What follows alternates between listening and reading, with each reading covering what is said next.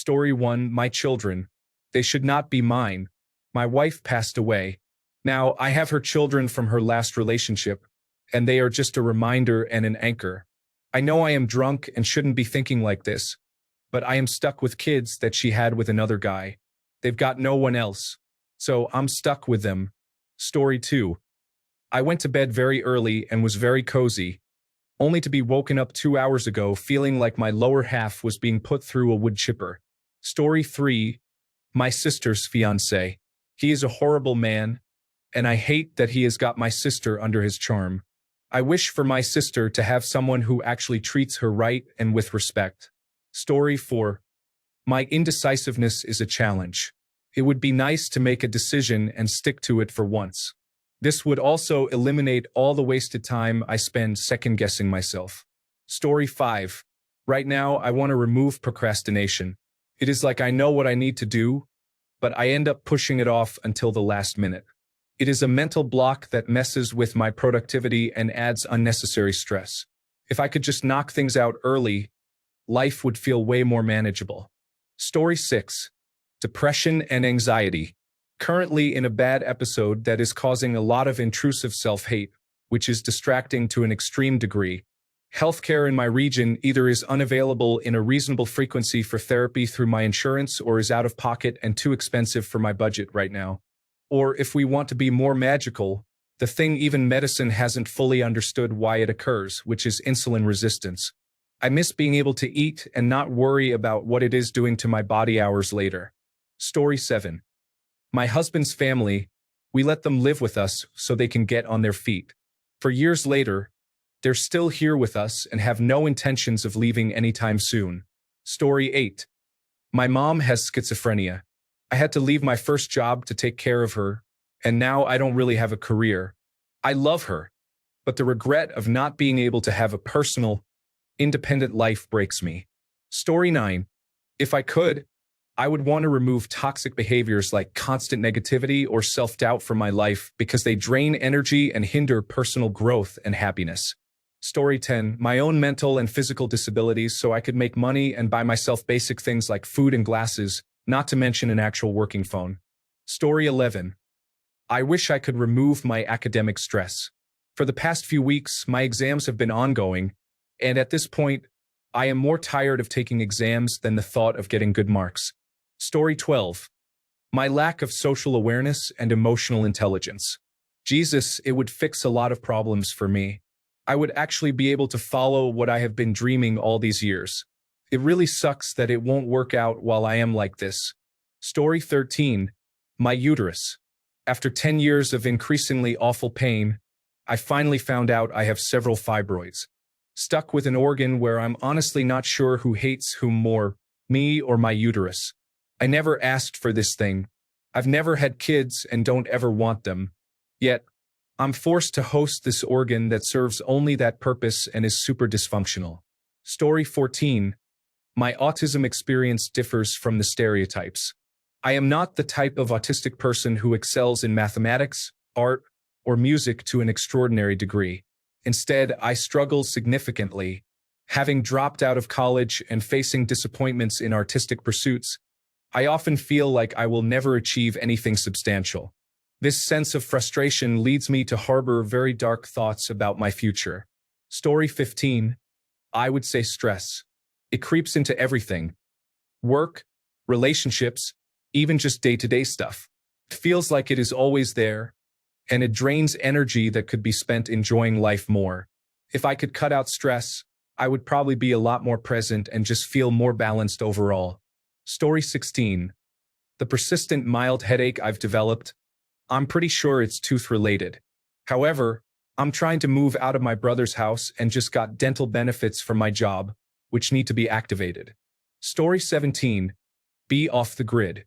I don't want a social security number. I don't want property taxes. You can't exist without paying the government money. It's insane. Story 18. The puritanical work ethic that I was raised with says, you are only as good as your work, and your work is the only thing that matters and hard work will get you ahead. I dislike living every day believing that if I am not productive, I am worthless. and that my work is a reflection of who I am. Story 19. I would want to delete certain things I posted on the internet and feel like I can grieve any bad coping mechanisms of images of me being out there. Sincerely, someone with childhood trauma who thought it was normal at one point to oversexualize myself to be attractive. But it's okay. I'm learning that I'm different than who I thought I had to be for others to be happy. I'm happy to dress up in what makes me feel happy and safe in my own identity now, and to be body positive, not a reinforcement of shame or feel like I need to hide my skin. Insecurity and attention deficit hyperactivity disorder go, well, Story 20, close second. Inspired by insecurity and another commenter saying my breasts, the memory that my loved one ever tried to play on my insecurities and my goals because of their own lack of want to come out to their phobic parents. They couldn't forgive me when there was a butterfly effect from them lying to me about living alone. They couldn't forgive me for being depressed that they wouldn't talk about their past in a way that wasn't in riddles or made sense. They chose to yell at me, "You don't deserve my story," instead. They chose when I would not walk away from how much I love them to not be civil, mature, or responsible with their feelings. Then they chose to say there is a way I could forgive you.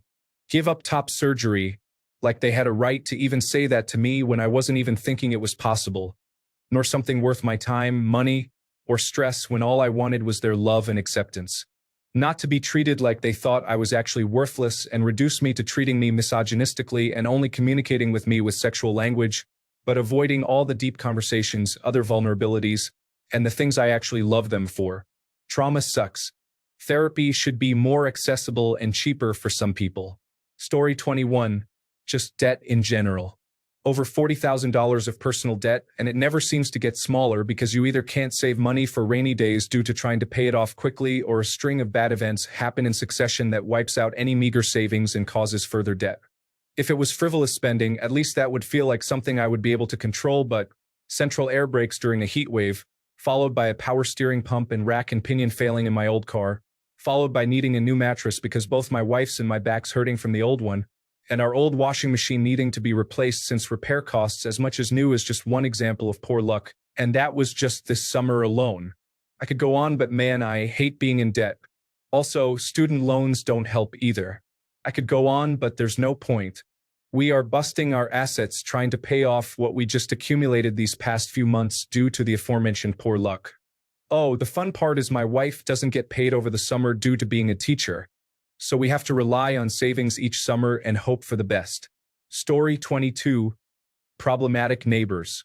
The problematic neighbors in my life are violent, loud, rude, and irresponsible, with extensive convictions for violent crimes and other serious offenses. One was recently shot in front of their building in what I assume was a drug-related incident. Even their pit bull is violent, loud, and out of control, and they let this dog roam free without a leash. Their constant marijuana use is stinking up the neighborhood and making people physically ill.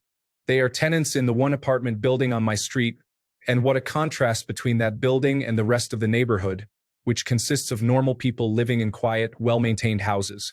They have trashed that building and its outside yard and turned it into a dump that can't fill the remaining vacancies.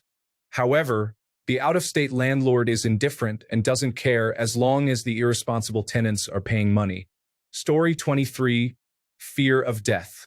I envy the certainty and zen others have.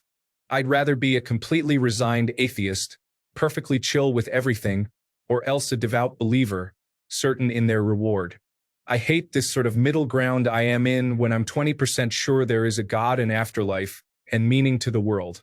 I just want to live my life without thinking the universe is a blip in reality whose life will mostly exist as a field of dead stars being pulled apart by its own eternal field of black holes, with a potentially ambivalent God if there is even one at all. Feeling I have got the worst of both philosophies. I could really do with less dread. The upside of which, I guess, I am in no danger of harming myself anytime soon. Story 24. We are currently dealing with the worst neighbors we have ever had. Every day brings a new form of psychological harassment, but it is all minor enough that we can't involve the police, and the council refuses to intervene, even though all three of us are council tenants. On one side, there is a woman with 3 kids and 3 dogs who parties constantly and neglects the dogs. leaving them bored and barking all day long. On the other side, there is a 20-year-old drug dealer who hosts loud parties, howls, and screams at all hours. He and his friends also use the passageway under my bedroom. It is a ventral tunnel thing, entering through my garden without closing any of the 3 gates needed to cross through, which he is allowed to do since it is a shared walkway. The stress and anxiety they have caused my partner and me over the past year have been so bad that we are actually considering private renting, even though comparable homes in the area cost £900 more per month. Story 25. I would want to remove unnecessary stress. It often impacts well-being and enjoyment of life, so eliminating it could lead to a more fulfilling and balanced experience. Story 26. The heartache of losing the only woman I have ever loved. Sometimes, I feel like it would be easier to just not remember, but I would hate to forget her completely. Story 27. If I had to say something, it would be either work or executive dysfunction, or whatever makes me kind of unable to have ambitions and discipline to achieve things. Story 28. Nothing. I'm at the worst point in my life by a wide margin. But I know everything is as it's supposed to be. I also know I can get out of it and even know how. I just don't know if or even when I will choose to do so. Story 29. Hopelessness. I just don't feel like there's anything good in store. I am tired of trying and hoping. Clearly, life doesn't hold those good things for me like it does for many others. Story 30. Diverticulitis has severely affected my intestines, and I long to have normal bowel movements again instead of experiencing excruciatingly painful ones, sometimes accompanied only by blood.